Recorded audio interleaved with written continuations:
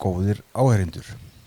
Nú að hefjast fyrsti þáttur Köngurs í hlaðvarpinu Hlaðan í langa tíma sem hlaðvarp á vegum Bændablaðsins. Nú eru 2 ár frá síðasta þætti. Ég heiti Hlynur Gauti Sigurðsson og starfa hjá Bændasamtökum Íslands þar sem mitt megin hlutverk að vinna veg og vanda að ýmsum málum fyrir skógarbændur. Nú komið árið 2024. Í dag 21. febrúar. Í upphafi árs lagði búgreinadeild skógarbænda hjá BÍ ásamt skógarbændafélögunum 5 út netkönnun til skógarbænda sem stóð í 2 vikur. Könnun var öllum opin og var auglýst á heimasíðu okkar skógarbóndi.is og á Facebook með ýmsum leiðum. Einnig var fjöldi tölvupósta sendur sem vonandi náðu til flestra félagsmanna. Félagsmenn skógarbænda hjá BÍ eru 177 og þeir eru rúmlega 700 hjá skógarbændafélögunum 5. Það félags skógarbænda á Vestfjörðum, Austur, Vestur, Norður og Suðurlandi. Yfirleitt eru reyndar félagsmenn BÍ einnig skráðir í eitthvað skógarbændafélagana og þannig viljum við sjá það þróast frekar. Þessi skógarnetkönnun verður til umfjöllunar hér í dag. Til að rýna hana með mér hef ég fengið til minn 2 góða gesti.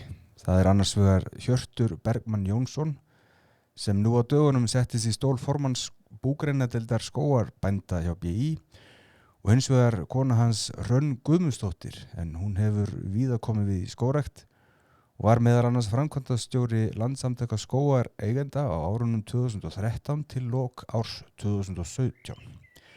Komið þið sæl og takk fyrir að gefa okkur tíma í þennan undarlega gjörning. Komdu sæl og takk fyrir að fá okkur. Þetta náttúrulega svolítið pröfuútgáfa hjá okkur að keyra svona hlaðvarp en svo kemur í ljós hvernig við höndlum þetta. Mér langar að spyrja þig Hjörtur. Nú hefur þú verið formaður skógarbænda í rúmlega viku. Hvernig leggst það í þig? Þetta leggst bara vel í mig. Ég náttúrulega svolítið að bara læra eins og og ég verð að náttúrulega fá bara tíma til að komast inn í hlutina. En ég vona að það gangi bara vel. Já, segjum öll hér held ég. Þetta tekur tíma. Og núna Hrönn, nú ert þú þöl reynd í skógarbransanum eins og ég sagði áðan. Hefur verið ráðgjaf hjá skógræktinu og framkvæmdastjóri skógarbænda. Þið ræktið skóga á ykkar jörð og búin að gera það í hvað, 20 ár eða hvað? 25 eða frá 97 eitthvað svoleiðis. Já, orðin ágæti skógur. Já, náttúrulega misjafn eins og hérna allir skógarbændur þekkja hjá sér. Sumstaðar hann orðin bara mjög fínn og ekki alveg skóður annar staðar. Hvað hann stór að umfangi og nú eða svo segir orðin 20-30 ára gamall frá fyrstu gróðasetningu? Já, hann 80 hektara en hérna þetta svona á rýru landi upp á svona lágu fjalli eða heiti Hjallinn. Og þetta bara mjög rýrt og mér hefur fundist þetta rosa skógur en svo fór ég nú heimsækja Ísól Gylfa skógarbónda í Fljótskliðinni þá fannst minn skógur bara mjög lágvaxinn og því hann á mjög frjósum og góðu landi með sína ræktun og allt gengur rosa vel þar sko. En eins og ég segi, auðvitað eru skógarnir mismunandi fyrir eftir ákveðni svæði að vera ræktað sko. Þeir eru alltaf farin að sjá hann vaksa ykkur til höfus eða ekki núna? Jú, og fyrir hann byrja að sjá sér og mjög skemmtileg og landeigandinn í næsta reit við okkur, hann að fá skóg yfir til sín sem kannski smittar út frá sér. Lausaganga furu. Já, sannarlega. En komum fagnandi allan á þessu svæði. Og þetta þetta land náttúrulega var bara svona uppfoksmelar og rofabörð. Það var bara, og þetta kring bara land sem hefur verið að fjúka upp í gegnum áratugina sko. Þannig að við allavega skilum þessu landi betra frá okkur en við tókum við því. Það eru allavega ávinningur. Já, þetta var í fósturi hjá landgræðslunni í kringum, eða frá 76 til, 20 ár. Þangað til að þetta var skipt á landeigendur, eða þetta var sko sameiginlegt land ákveðins hóps bænda í Ölfusinni. Svo var því skipt þannig að við tókum við þessu þá. En það var eina sem var gert í þessu hjá landgræðslunni þeir friðuðu landið en ekkert annað. Þannig að það var mjög lítil framförs í sjálfu sér þannig. þeir friðu það og þá gerðist ekki þar til trén fóru að Nei, skjóta rótum. akkurat. Þannig það oft. Þú náttúrulega búin að rækta skó hjá Hekluskóm og víðar, komið víða skógrækt eins og ég sagði áðan og ég hugsa að sú reynsla, bæði ráðunauta reynslan og líka félagskerfi Landssamtaka skógareigenda hér áður fyrr, komið sér vel inn í framtíðina. En eitthvað sem að þú sér svona í fljótu bragði eða erum við á réttri leið í okkar skógarbænda geira eða skógargeira eða hvað það er? Já, ég held að við séum á réttir leið en þessi breyting á félagskerfinu okkar tekur smá tíma og við þurfum bara að vinna öttulega að því að okkur vantar þessa samstöðu sem eins og Landssamtök skógareigenda voru fyrir okkur skógarbændur og við þurfum bara að styrkja þessi samtök þannig að við gætum líkst því og það verði hagur fyrir allavega mjög marga skógarbændur að við myndum virkjast vel þar og ná þessari samstöðu meðal skógarbænda.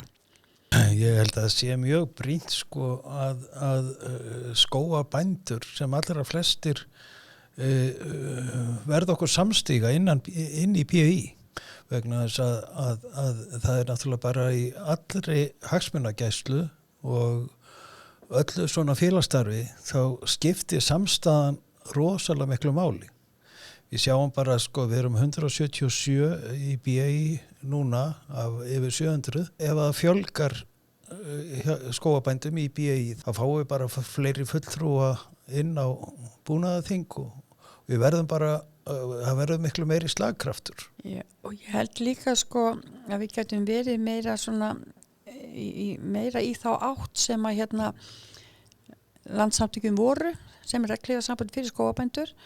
En kannski samhliða að hvetja landsfélögin eða landshlutafélögin að styrkjast í sínum störfum sem ég tel mjög mikilvægt vegna þess að þar getum við verið kannski með aðeins meiri nærþjónustu við skógarbændurnar sem sagt félögin og en ég held að okkur vanti að styrka inn í bændasamtöku til þess að ná þessari reglu yfir okkur. Þetta er svolítið í takt við það sem við erum að fara að spjalla hérna á eftir. Ég er aðeins búin að rýna í þessa könnun og mér finnst við séum svolítið að tóna við þær niðurstöður en aftur að málana. Dagana 24. janúar til 5. febrúar stóð könnun til skógarbænda yfir. Tilgangurinn var fyrst og fremst til að kanna stöðuna meðal félagsmanna á ýmsum málum áður en til fulltrúafundar skógarbænda yrði haldinn. Deildarfundur skógarbænda var haldinn á Hilton Hotel mánudaginn 12. febrúar. Alls voru 32 spurningar í könnunni, skipt niður í 4 meginflokka, það er viðarvinnslu og markaðsmál, nám, málþing og kolefnismál og svo ýmslegt fleira. Og svo gátu þátttakendur gefið þöngum sínum lausan tauminn líka. Notast var við question prófi könnuna til að setja hann upp og samkvæmt tölugögnum voru 166 sem hófu svör. Yfirleitt tók það 7 mínútur að svara könnunni en margir voru lengur. Eftir smá tildekt urðu svörin 153 sem réttlætanleg var að nota. Ruglingurinn mátti helst lesa á EP-tölum en þá kom í ljós að stundum mátti merkja nákvæmlega eins svörun í sömum svörunum frá sömu EP-tölunni og þá var hægt að sameina þau svör því það var greinilega sami aðalinn á ferð. Aftur á móti voru stundum sama EP-talan með ólík svör og þá voru væntanlega til dæmis hjón á ferðinni eða eitthvað sambarlegt. Eftir á síð hefði könnunum mátt vera aðeins betur unnin, það gemur kannski ekki að sök því það mátt alveg draga á góðar ályktanir út frá henni. En þetta var aðeins smá formálið af könnunni. Nú skulum við líta á þetta. Við fórum náttúrulega aðeins yfir könnununa á deildarfundinum sem var núna fyrir viku síðan. Sáum aðeins hvað tóninn var þar. Og það við kannski reykjum okkur ekki alveg spurningu fyrir spurningu, það eru 32 liði af því að margir liðir eru stærri, mjög stórir reynda, þegar menn skrifuðu svörin, þá var það allt í hennu mikið að fara yfir. En ég hafði tekið niður þessi helstu viðbrögð við könnunu í hérna nokkra glærur sem að áheyrendur geta ekki kannski séð, en við getum kannski útskipt fyrir og við byrjum á spurningunni: hvenær hófst skógrækt á þinni jörð eða skjólbelti? Og þegar við rýnum yfir þetta þá sérst að langmestur meirihluti svarenda hafi skógrækt upp úr aldamótum. Og svo eru fer þetta hnígandi í báðar áttir. Það er sama tilhneigingin í skjólbeltunum nema á síðari stigum eru örlítið meira skjólbeltarækt. Maður sér það á þessari könnu, eða þessum niðurstöðum að hérna 1990-99 þá var svona mikil skógrækt kannski á vegum bændaskógræktar og svo fóruð sko landshlutaverkefnina stað þarna kringum í 90, það var inn í þessar tölu en Suðurlandsskógar fór á stað 97 sem var held í næsta verkefni og svo Norðurlandsskógar og Vesturlandsskógar kannski í kjölfarið. Og svo var sko þungin í gróðursetningum hérna á þessu tímabili hérna fyrir hrun sem svo snarlækkaði plöntufjöldi sem við fengum sem sagt eftir hrun og hefur ekki náðst upp almennilega aftur ekki allana í bændaskógræktinni sem að hérna skópi þar kannski svolítið að berast fyrir að við náum upp í svona meiri styrk.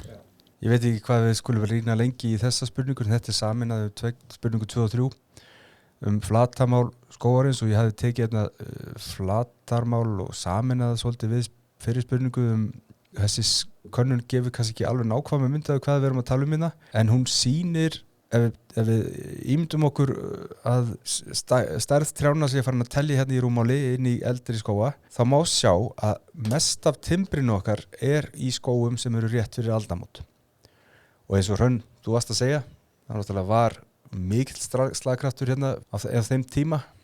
Algjörlega sko, þar bara kom mikill kraftur í og stærsti hlutin var ábyggilega í gegnum bændaskógræktina sko á þessum tímum. Hér eru við komin á spurningu, myndir þú vilja sjá viðarmiðlun verða að veruleika og hún kannski spurningana 2 og undan gefa aðeins tóninn fyrir þessa spurningu því það töluverður þorri bænda sem á orðið við til vinnslu. En vita kannski ekki alveg til að hvernig þau að koma í verð eða koma í jafnvel umhirðu. Það líka hefur virðist verið að gleymast. Og þegar við skoðum þetta þá alveg áberandi hvað mikill meirihluti svarenda vill sjá einhvers konar viðarmiðlun verða veruleika. Og þeir sem hafa einhverja skoðun á því, sko það flestir segja bara já, ég vil sjá eitthvað gert. Það virðist eins og flestir vilji sjá þetta unnið heima fyrir í sinni sveit, fyrir á Suðurlandi, fyrir sunnneska bændur og svona. Einhverjir vilja sjá þetta unnið hjá bændasamtökunum og svo þá væntanlega í gegnum búgreinadeildina. Einhverjir ætla að vinna þetta allt sjálfur, sem bara vel. Þannig hefur þetta verið út í Skandinavíu líka, en við höfum þann samburð. Á Austurlandi allavega komin ein vinnsla svolítið vel á veg, enda kannski þeir skógar elstir, kannski mest aðkallandi í lerki skógunum þar. Það eru skógarafurðir og þeir eru að gera góða hluti að sinna ekki bara þeim markaði heldur eiginlega markaði á landsvísu. En eins og við vitum, eins og við sáum inn á tölunum áðan að þá töluverð aukning inn í framtíðina núna eftir áratug verðum magnið sem hægt að fá úr skógunum ólega mikið. Það allavega eins og köllunin hérna í þessu svari, þá vilja menn sjá þetta gert í heimabyggð. Sko, ef ég má koma inn í þetta, þá hefur það verið svona mín sýn á þetta svolítið, af því að við höfum heillað svolítið af þessu módeli sem í Svíþjóð hjá skógarbændum þar og ég held að þetta sé alveg framkvæmanlegt fyrir okkur að gera þetta og þá kannski koma inn í þetta svolítið meira skógarbændafélögin, þá verður meira svona umsvifs hjá þeim í hverjum landshluta og ég hef líka verið þeirra skoðunar að við þurfum svolítið að vera í samstarfi við aðeins eins og skógræktarfélögin og jafnvel skógræktina eða þú veist það hægt að gera þetta þannig að við séum bara að vinna þetta svolítið saman og minnst svo skógræktarfélögin þau eru mörg hver að fann að byrja á einhverju vinnslu í smáum stíl og ég held að við getum bara styrkt hvort annað með þessu. Sko ef það væri þetta sameina eins og við tekum til þess bara Suðurland eða Vesturland að þá væri þetta sko ef þetta allir myndu sameina sig góða vinnslu að því að nú vitum við að sko að flytja timbur landsorna milli það kostar peninga sko og svona ekki mjög vistvænt að trukka þessu hringinn í kringum landið þannig að við þurfum líka aðeins að huga því að halda svona kolefnisútblæstir í lágmarki. Það náttúrulega eins og á Suðurlandi náttúrulega margir skógarnir það ungir að þetta ekki fara að gefa mikið timbur af sér. en þetta náttúrulega svo hjá skógræktinu annað eins og í Þjórsárdal og víðar það bara og eins skógræktafélag Árnesinga þar þetta orðið bara talsverð vinnsla á timbri og fara að gefa af sér. En svo finnst mér líka með skoða þetta út frá því að við séum með viðar sko miðlun, sameiginlega viðar miðlun eitthvað svoleiðis, þannig að hver kannski, bara eins og við tökum dæmi, þau á Silfarastöðum, Hrefnu og Jóhann, þau eru aðeins fann að vinna úr sínu efni og ef semst fólk sem vil gera þetta svolítið svona getur komið upplýsingum inn í svona viðar miðlun, þannig að þarna sé þetta að kaupa efni. Og þannig að við getum byrjað svoleiðis og svo vefur þetta aðeins utan á sig. Maður mætti skoða þetta svolítið svoleiðis. Finna einhverja leiðir til þess að efla minniháttar miðlun svona heima fyrir í illum landslutum? Já, efla svolítið fjölskyldu skógræktina, sko. Þess að, finnst það svolítið freistandi eða heillandi dæmi. Hugtakið fjölskyldu skógrækt sérkapituli sem við getum tekið bara gott spjall á eftir held ég. Ég sammála þess og ég held að við ættum að reyna eins og við getum að efla þessa fjölskyldu skógrækt og sem sagt rekstrarreiningu. Ekki að kannski vera alltaf að hugsa að fá hluti fyrir sem allra minnstan pening, sko. Þú veist, að flytja bara inn erlent verkafólk til þess að planta og gera allt, sko. Við þurfum að efla þessa þekkingu og þessa starfsemi í landinu, innanlands. Svona starfsreynsluna og fagþekkinguna líka. Þá komum við pínlítið inn á endurmenntun og nám hjá kannski garðyrkjuskólanum og Hvanneyri til dæmis, að það mjög mikilvægt að við deilum okkar, eða miðlum okkar reynslu og þá kemur einmitt sér vel að hafa gott félagskerfi og halda lítilega stór námskeið og kekja heim í skóginn og fá ketilkaffi og allt þetta.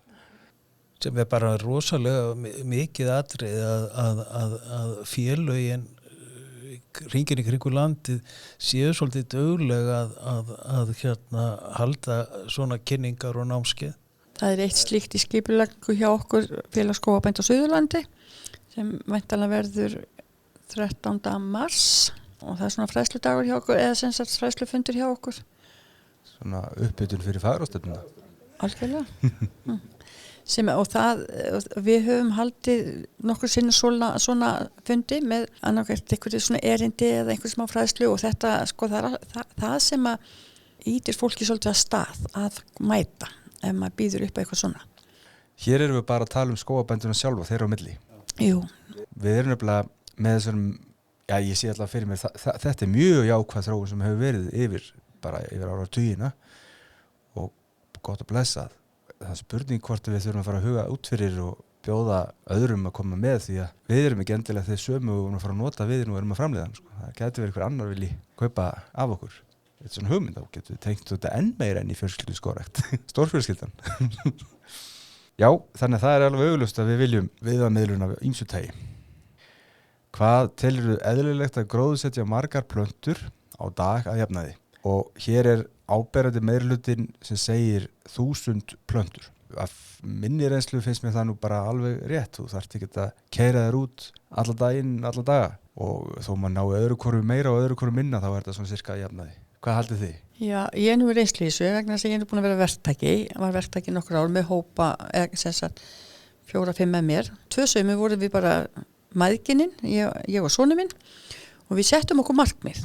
Plöntum 2000 plöntum á dag en það var í svona land sem var svona jarðunni á svona sléttlendi, ekki mjög flókið og þetta tók okkur einhverja 4-5 tíma að gera þetta og þegar maður búin að vera í svona akkordi í 4-5 tíma þá maður alveg búin að fá nóg og ef þú ætlar að vera jafn duglegur daginn eftir eða ná jafn miklu daginn eftir þá þetta passlegur skammtur en svo þegar landið fór að verða semst erfiðar yfirferðar og erfiðar að koma plöntunum alveg að sem er mjög mikið atriði að þetta sé allt bara við hendina að þá fóru afkostin að minnka og svo þegar þeir montrassar sem að halda þeir geti meira planta kannski 3-4 þúsund plöntur yfir daginn þá þeir óvirkir næstu 2 daga þannig að þetta er svona spurning hvað borgar sig og ég hef hitt fólk að því ég er búin að fara við það og svona fullori fólk og allan fólk, það hefur bara sett sér svona markmið að gera bara svona 500 til 1000 plöntur á dag. Það er ótrúlega mikið sem það kemur í verk með því að bara hafa svona skipulag á þessu. Og það er líka kannski ef að markmið er ekki sett allt og hátt að þá að bara dæla sem mestu niður og sem styðstu tíma að þá eru hlutinni kannski gerðir betur og svo þarf að gefa ábyrgð á þetta líka og huga því hvernig þetta sé gerst sko. Ja, þetta er einlega leikillin sem þú sagði þarna til þess að vanda, til þess að við vöndum verki sko, þá verðum við ekki að flýta okkur á mikið. Það er nefnilega ekki bara gróðursetningir, það er allt hitt og svo þarf að traka þetta inn og ganga frá skýslumálum og huga plöntunum sem maður skilur eftir. Við erum að tala frostna 67 gata plöntu eða stóran lung 24 gata eða stærra. Þetta er bara allavega svona. Þetta er eins og ég segi, kemur ekkert óvart að fólk miði við 1000 plöntur en dveljum ekki lengur við það. Hérna er umhirðu spurning 5, eftir nokkrar. Veistu hvert þú ætlar að leita þegar þú telur að skógur þinn sé komin á seinni stig grisjunar? Flestir virðast vita það. Eða rétt rúmlega helmingurinn segir já við þessari spurningu, hinn segir nei. Af hverju er þetta ekki meira afgerandi? Hvað heldur þið af hverju er þetta svona? Sko, ég veit nú ekki akkur því að sko, þetta er bara spurning hvort að fólk sé þá með sín enga skó eða gera þetta á sín eigin kostnað en þeir sem eru gera þetta á styrk frá ríkinu eins og við höfum gert þetta þá vitum við alveg hvert við að leita allan núna sko en en það er spurning hvernig þróunni verður hvort þetta verði meira bara að maður leiti til svona einhverja félags eða einhverja sem sagt aðila sem að taka þetta að sér sem að ég sé alveg fyrir mér við að sjá í framtíðinni. Ég nefnilega held að það sé tilfelli líka. Ástæðan fyrir að fólk er svolítið, eða svörin er ekki meira afgerandi þetta, 50-50 cirka, er það að þegar fólk segir já, þá er það kannski að fara að leita til ráðunautar en ráðunautur er kannski ekki endilega að fara að taka við keflinu. Hann getur gefið þau kannski ráð, kannski kemur og mæli skógiðinn og vísa því svo kannski á einhvern aðila sko. Akkurat, eins og þú sagðir áðan, það var möguleiki að það sé myndast einhver verktakabransi í þessu gera. Og ég held að það sé framtíðina því svo er líka sko, við skógabændur erum náttúrulega eldast, þannig að þetta verður ekki kannski okkar herðum að gera þetta ef við náum ekki að yngja upp og ná inn afkvæmum okkar eða yngra fólki inn í þennan geira. Það er einmitt að við erum að ná inn unga fólkinu og halda þessu family forest hugmyndum áfram þá er nefnilega fólk er svo misjamt. Sumir hafa sínu þessu lítinn áhuga og vilja kannski vera bara með skógin en að sinnunum, það er ekki þeirra mál. Já, einmitt. Og það er þá spurning hvort að við viljum fá verktaka eða verktakafélag eða eitthvað svolítið sem sinnir þessu fyrir landslutan eða landið eða hvernig það er. Ég held líka að það komið til með að mynda svona verktaka þjónusta í þessu eins og bara við annar stað. Því að þú þarft bara gott líkanlegt atgerfi þegar þú ætlar að fella mikið að trjám og eins bara við grisjun sko. Við getum kannski sinnt sko svona snemgrisjun sko, klippa tvítoppa og snirta og svoleiðis sko. En ég held að þurfi bara svolítið þegar skógarnir eru orðnir svolítið stórir og trén há, þá þarf bara heilmikinn tækjabúnað í þetta. Séð skemmtilega þróun síðustu ára einmitt flott að minnist á tækjabúnað að fyrstu keðjusæðunar það voru nú bara álíka þungt og maðurinn sjálfur. Svo eru það lettari og svo tók við rafmagnið og nú hefur við sjáð svona liðlettinga þess vegna út í skógi að sinna þessu úr rafmagnskrúnir. Hvernig veit hvort að þið verði komið fljúgandi drónar hérna eftir hálfa öld eða eitthvað? Það er mjög spennandi tíma framöndan og þetta á bara eftir að verða, ef við vöndum okkur og gerum þetta rétt, þá held ég þetta að verða bara svakalega mikilvæg atvinnuvegur eða atvinnugrein í framtíðinni. Já, það er spurningin, hvernig erum við að fara að sinna þessu? Við þurfum að sinna þessu þannig að við erum að þessu að natni og allt það.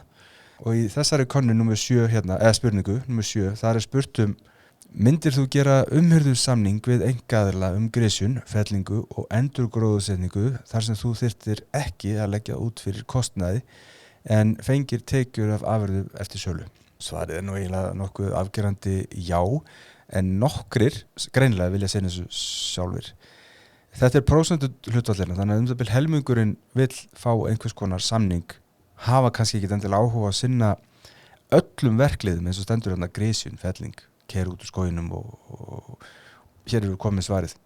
Þetta skandinaviska tilhneigingin að þróast hérna fyrir framan okkur. Ég gæti samt trúa því að skógabændur sem eru þokkalegir á fótinn vilji sinna svona léttari umhirðu eins og tvítapaklippingu, uppkvistun og kannski svona þessa millibilsjöfnun að einhverju leyti en þegar kemur að stærri verkum eins og kannski mikill í gróðursetningu eða alveg grísjun eða rjóðufellingu eða hvað við nefnum þetta og ég sagði það fyrir mig, ég myndi vilja það komast í svoleiðis gera samning við slíka verktaka. Ég segi það sama, mér langar allavega að geta gert allt sem ég get gert í skóginum en kaupa stærri verkin af verktaka. Þannig sé ég það fyrir mér. Við stöndum svolítið frammi fyrir þessu núna því það var svo mikið snjóbrot hjá okkur og við verðum tvisvar sinnum og við byrjuðum aðeins í fyrra að höggva þau skemmtu trén niður og svona og fá stelpurnar okkar og barnabörnin til þess að aðstoða okkur og fengum út þessu mjög góða daga og þetta var bara til þess að þjapa fjölskyldun svolítið saman og ég myndi sjá þetta fyrir mér að skógabændur geti gert svona. En við eldustum alltaf, þetta náttúrulega atvinna fyrir mjög þolinmóða og tekur mörg ár, þannig að eftir því sem eldust þá viljum við meiri þjónustu. Það mætti líka að hugsa sér að skógabændafélögin myndi bara bjóða út kannski á 2-3 ára fresti, bara ákveðna verkþætti. Bara eins og gert víða annar staðar bara taki bara eins og vegaframkvæmdir, girðingar og hitt og þetta og þetta búið út kannski til nokkra ára í senn og ég get alveg séð fyrir mér að það yrði þróun og ég held að yrði engin hrifin að því að semja við eitthvað eitt fyrirtæki og bara binda sig þar til æviloka það getur aldrei gengið en því það verður náttúrulega þróun og menn fara og koma í þessu verktakabransa og ég held að náttúrulega bæði skópi og svo náttúrulega sérstaklega kannski skógræktarfélögin út land þurfi að vera bara mjög vakandi yfir þessu. Ég held að þurfum ekki að dvelja lengi hér við því að þessi spurning hefurðu aflað þér þekkingar á skógrækt. Hér hafa langflestir sinnt eða tekið grænni skóga eða tæplega helmingurinn og grænni skóga 2 og svo grænni skóga 3 alltaf að verða til og það varðandi þau mál sem við erum að tala um hér, það meðhöndlunin og umhirðan og markaðssetningin. Bændur vilja ennþá læra og svo að spurt hvaða námskeið myndur helst vilja eða nám myndur helst vilja sækja í og varandi þinn skó og það náttúrulega eins og komin umhirða og vinnsla og afurðasæla skömmu setna. Þetta eiginlega aðal atriðin. Já, og ég held að þetta brennir rosalega mikið á fólki í dag að það ekki nóg að planta bara nógu miklu að þarf að hugsa skóginn Nú náttúrulega komin tími skógurinn komin upp í þessa hæð að mikilvægt orðið að fara að hugsa hann ef hann til þess að gera hann verðmætari og það hagur allra. Þeir sem að svara þessari könnun, þessari 150, þeir eru oftast nær í skógrækt ímyndaði mér, þeir eru hugsa þessi atriði. Hefði þetta verið stærri könnun til annara sem hafa hugað fyrir skógrækt, þá myndi eflaust hinn tikka meira, eins og skjólbeltin og fræmál og plöntumál. Eldvarnir eru eitthvað minnst af það og kolefnismál náttúrulega líka og jólatrí. Þýðið úr þessari könnun eru skógræktendur í dag, þannig að það kannski ekki endurspeglar. Og kannski fólk sem að byrjaði milli 90 og 2010. Já.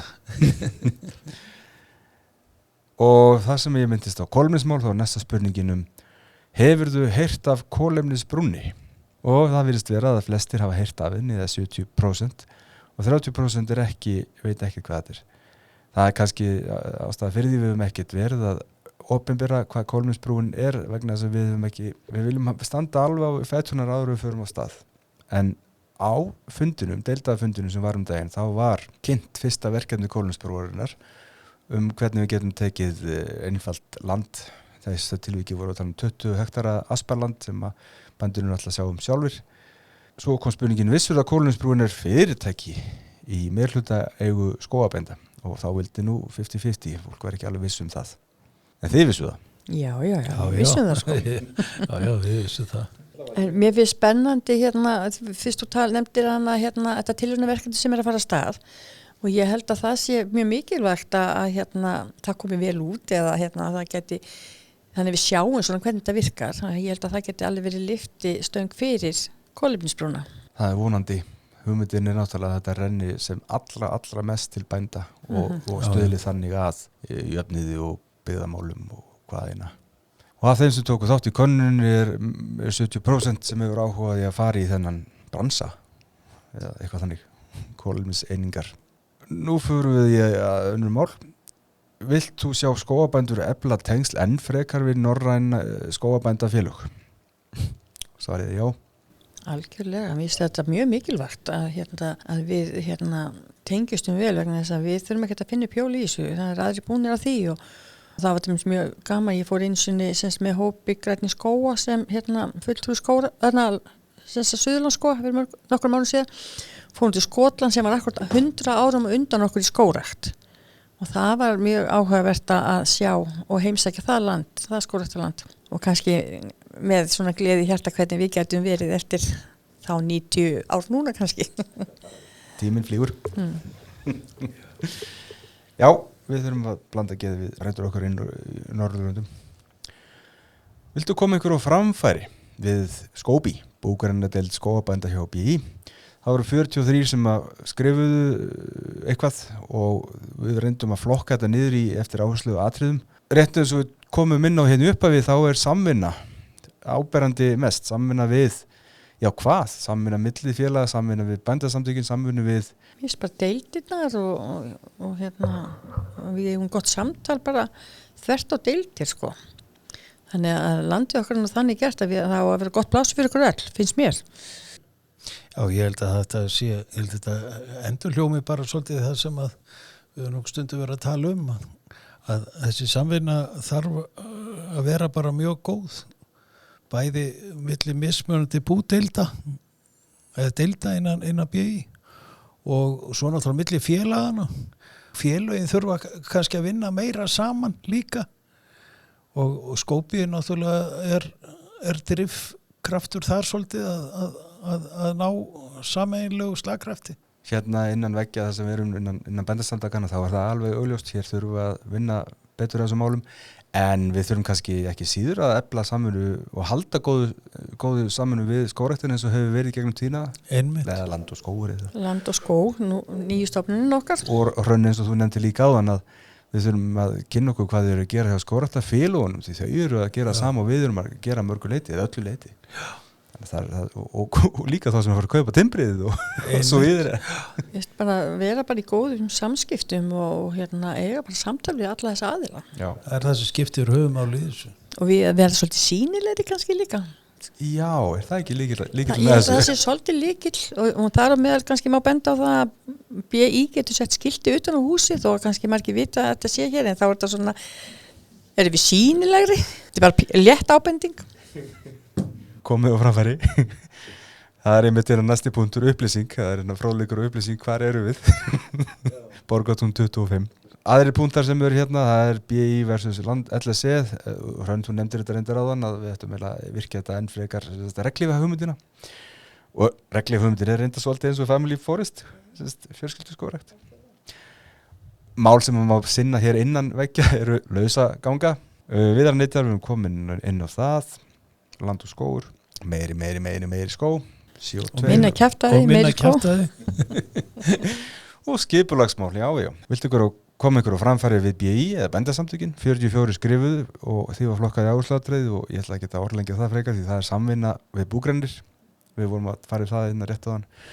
Skógrækt er líka landbúnað, það tengist þessu svari reynda mjög mikið. Þetta er alveg og ásamt lausagöngu þá er þetta 3 stærstu póstarnir varðandi skilaboðum til bændasamtakana eða stjórnar bændasamtakana eða þannig. Svo kemur þetta sýnilegri heildarsamtök. hvað skilti góða Já. og upplýsinga veit að málþing skógabænda kemur hann við sögu aðskilja búgreinar, nei, viljum það nokkuð, alls ekki Nei, einhverjir sem eru í fílu nei. Já. En svona málþing með jákvæðum og skemmtilegum erindum bara til þess að þjappa saman og fulltrúar og öðrum deildum getur hann alveg verið velkomnir á svoleiðis. Til þess að bara fræðast okkar störf og við kannski að skræpa til þeirra. Já, ég ætla að held að skógrækt eigi erindi við allar eða flestar búgreinar en við kannski ekkert endilega erindi við búgreinabandur. En þetta er alveg rétt hjá þér sko, eins og bara skjólbelti og svona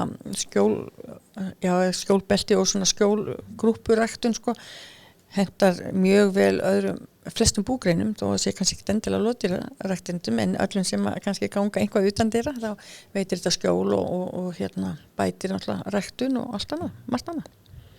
Það sama kemur fram í spurningunni, viltu koma ykkur á framfæri við skógabændafélögin, það er að segja félögin 5 og það var 40 sem skrifuðu og það flokkaði í sömu liði og það er eins og fyrir í sagan frekar samstarfi BI og eða rækta félögin innan frá sko líka. Það er eins og það vantar meiri drifkraft í mörg félög.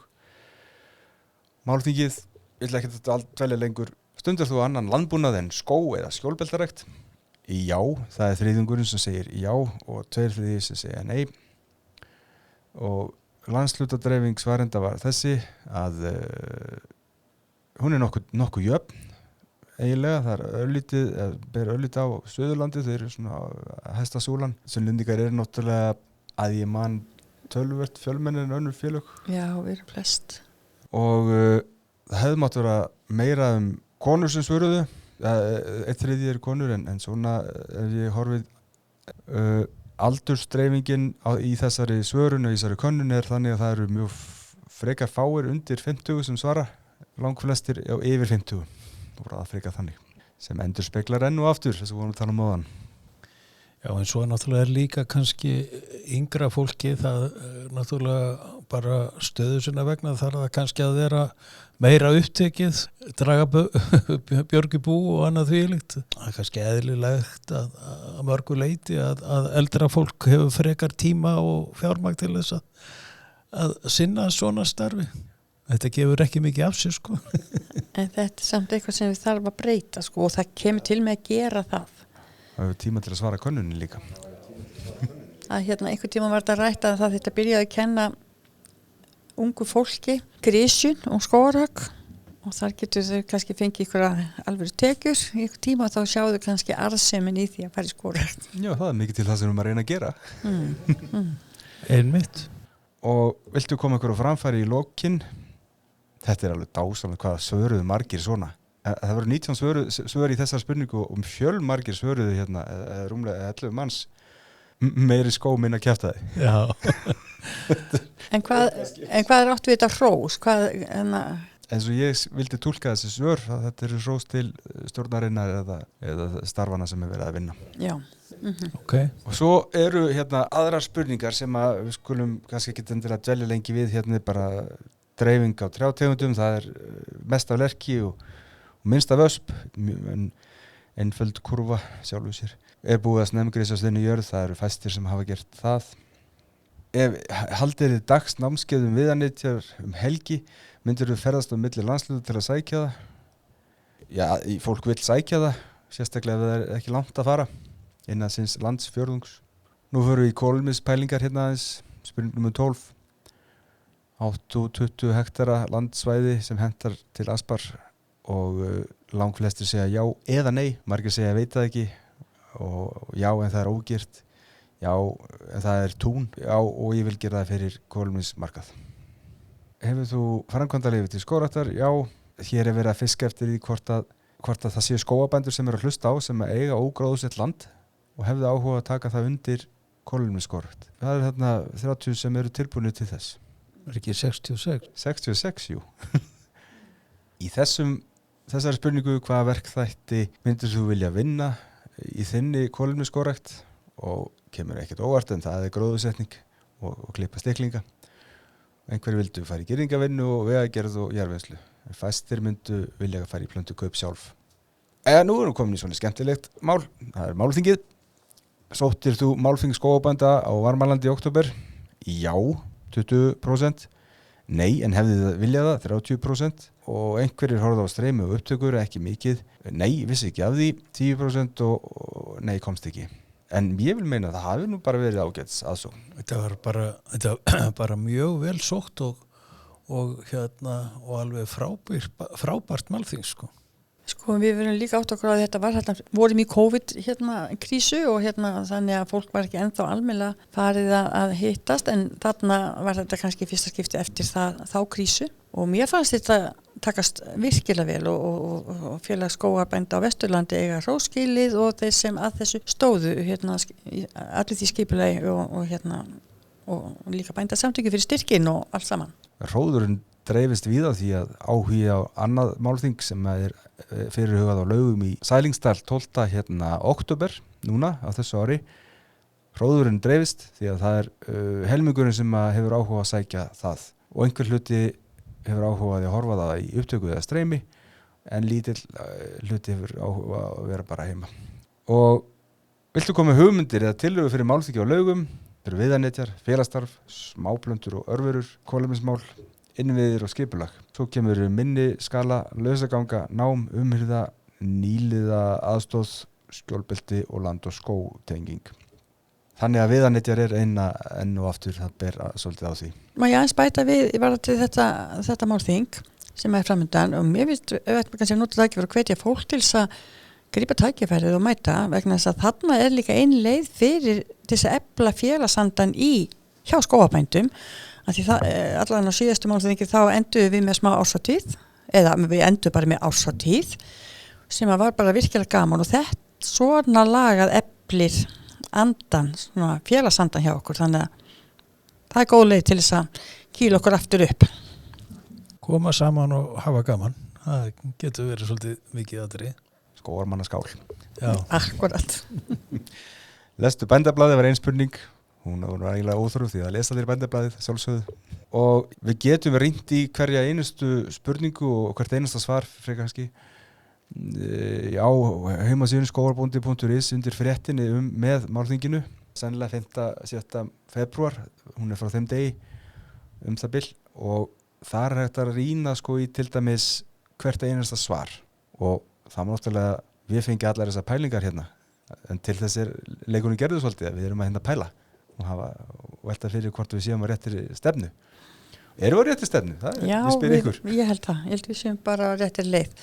Og svo bara áfram gakk. Ég held það líka. Ég held að við séum á réttir leið. Þetta er bara, og það er bara að halda áfram. Og hafa gaman að því sem við erum að gera. Það lifir ekkert félagsstarf nema við höfum gaman að því, sko. Við eflum ekki félagsstarf ef það er kvöð, sko. Við verðum að hafa gaman. Og það skulum við gera. Við gerum það. Sammála því. Þetta er svolítið skemmtileg lokaorð, ekki bara láta það duga. Takk fyrir það. Bara takk fyrir spjallið. Takk fyrir okkur, eða mig. Takk fyrir mig.